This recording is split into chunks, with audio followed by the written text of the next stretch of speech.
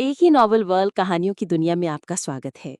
तैयार हो जाइए क्योंकि आप उस सफर में कदम रख चुके हैं जहां हर कहानी एक नई दुनिया का रास्ता खोलती है और हर मोड़ पर छुपा है खौफनाक ट्विस्ट। यहाँ हर किरदार सिर्फ खास नहीं बल्कि खेल का खिलाड़ी है या शिकार। स्वागत है एक ही नॉवल वर्ल्ड में जहाँ कहानियां चलती नहीं दौड़ती हैं। अध्याय 1।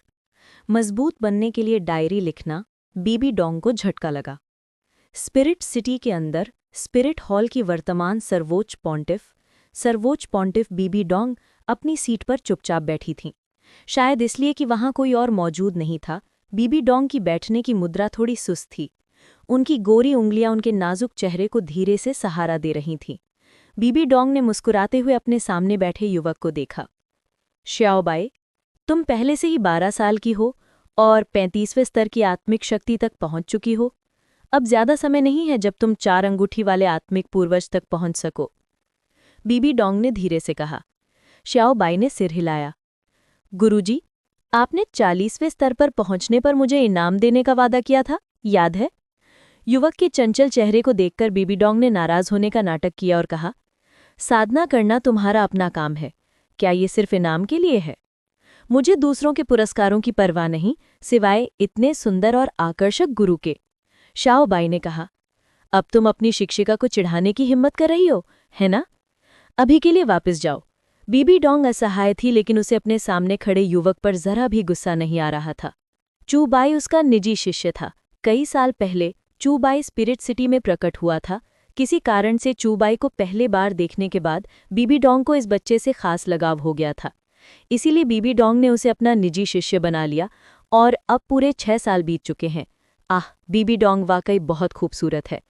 उसके सामने ये खड़ा दोस्त आत्मसंदर्भित कटभाषा ऊपर देखने की भी हिम्मत नहीं करता।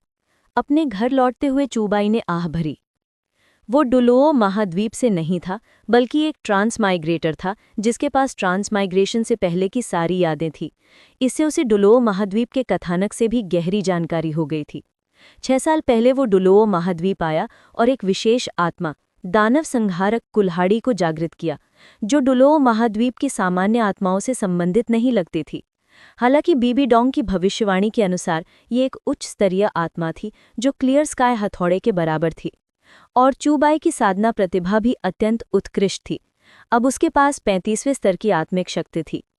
डायरी कॉपी सक्रिय। मेजबान डायरी में शिकायत करके पुरस्कार प्राप्त कर सकता है। सिस्टम मेजबान की शिकायत के स्तर के आधार पर विभिन्न स्तरों के पुरस्कार जारी करेगा। वर्तमान में मेजबान 2 पात्रों को रिकॉर्ड कर सकता है। चूबाई दंग रह गया। फिर उसकी आंखें चौड़ी हो गईं और उसने उत्साह से कहा, सुनहरी उंगली आखिरकार आ गई। मुझे लगा था कि मुझे तब तक इंतजार करना पड़ेगा जब तक मैं एक टाइटल डुलोओ नहीं बन जाता। Diary copy. मैं सिर्फ डायरी लिखकर ही मजबूत बन सकता हूँ, फिर मैं साधना क्यों करूँ? एक साधारण सी पुरानी डायरी धीरे धीरे चूबाई के सामने प्रकट हो गई। चूबाई ने पहला पन्ना खोला और उस पर एक पंक्ति लिखी दिखाई दी। मेजबान, कृपया दर्ज पात्रों के नाम लिखिए। मैं डायरी में सिर्फ 2 लोगों के बारे में शिकायत कर सकता हूँ। लिम्यो ने थोड़ा मुंह बनाया। ये थोड़ा कम लग रहा था। डुलुओ के बारे में उसके पास शिकायत करने के लिए बहुत कुछ था।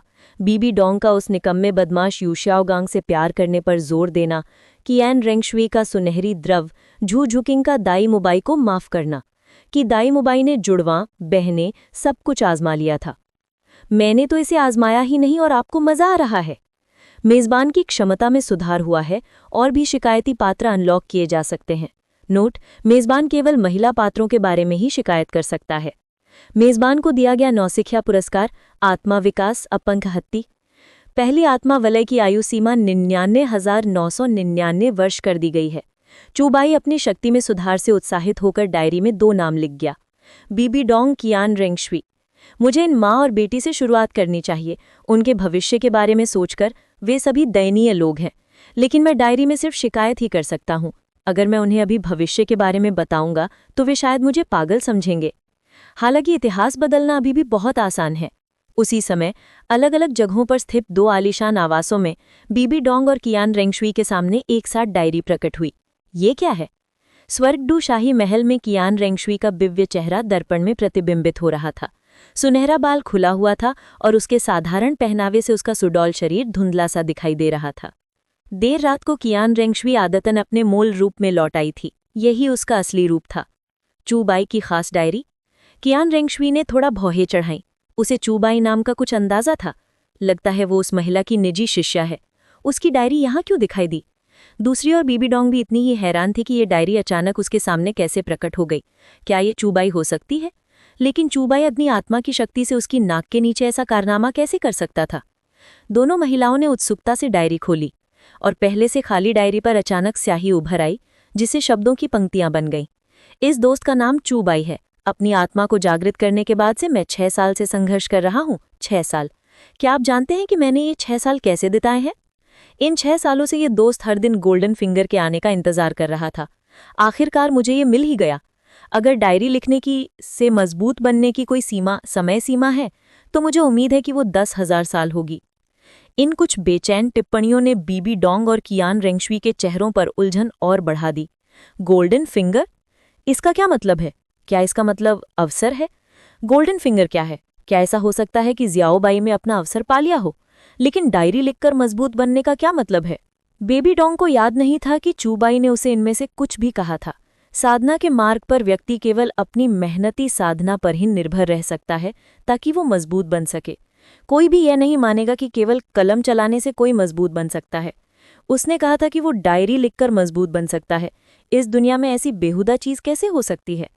कियान रेंगशुई ने तिरस्कारपूर्वक कहा, अगर कोई सचमुच केवल कलम चलाने से मजबूत बन सकता तो इस दुनिया में अनिवार्य शिक्षा लागू हो चुकी होती। हालांकि ये डायरी जो अचानक प्रकट हुई और ये शब्द जो अचानक प्रकट हुए कोई साधारण साधन नहीं लगते। क्या चूबाई ने इसे गुप्त रूप से यहाँ रखा था? लेकिन ये शब्द अचानक कैसे प्रकट हो सकते थे? बीबी डोंग और कियान रेंगशुई दोनों ही बुद्धिमान लोग थे। हालांकि अचानक प्रकट हुई डायरी बेहुदा थी, फिर भी उनकी जिज्ञासा ने उन्हें पढ़ने जारी रखने से नहीं रोका। 6 सालों में जियाओबाई की शक्ति पहले से ही 35वें स्तर तक पहुंच गई है, जो पहले से ही बेहद मुश्किल है। इसे संघर्ष कैसे कहा जा सकता है? बीबी डोंग डायरी पलटती रही और कियान रेंगशुई, जो अपनी माँ की निजी शिष्या के बारे में भी कुछ उत्सुक थी, पढ़ती रही। मुझे सचमुच घुटन हो रही है। मैं आमतौर पर शिकायत नहीं कर पाती, लेकिन आज मैं आखिरकार ठीक से शिकायत कर सकती हूँ। इस बीबी डोंग को क्यों 29वें स्तर के निकम्मे व्यक्ति से प्यार करना है, जबकि पसंद करने के लिए इतने सारे लोग मौजूद हैं? जब मैंने पहली बार उपन्यास पढ़ा तो मुझे समझ नहीं आया। उसका सारा गर्वित सैद्धांतिक ज्ञान बीबी डोंग द्वारा दी गई जानकारी और उसकी अपनी मनगढ़ंत बातों से ही संक्षिप्त था, और नतीजा कुछ आत्म सिद्धांत निकला। फिर उसने पलटकर खुद को ग्रैंड मास्टर बता दिया। धोखे का ग्रैंड मास्टर तो कुछ ऐसा ही है।